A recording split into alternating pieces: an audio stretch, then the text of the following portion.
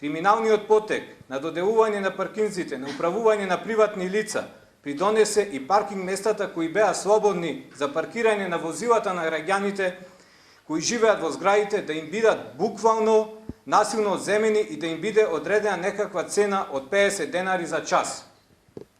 Истата таа цена од 50 денари за час паркирано возило и терети и туристите во Охрид.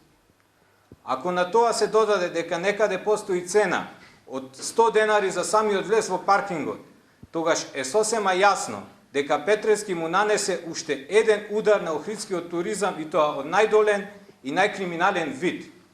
Најлошиот момент во сето тоа е што средствата наместо да одат во јонака испразнетата градска каса, одат во приватни джебови, а постојат индиции дека со дел од нив се сака да се финансира кампањата за локалните избори на СДСМ.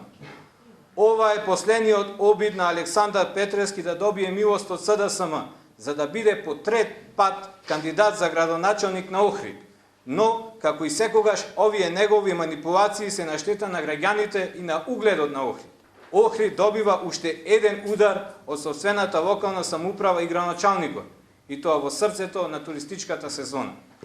Од тука се поставува јасно реторичко прашање со јасен одговор. Кој тоа навистина го блокира Охрид? Никој освен Петревски.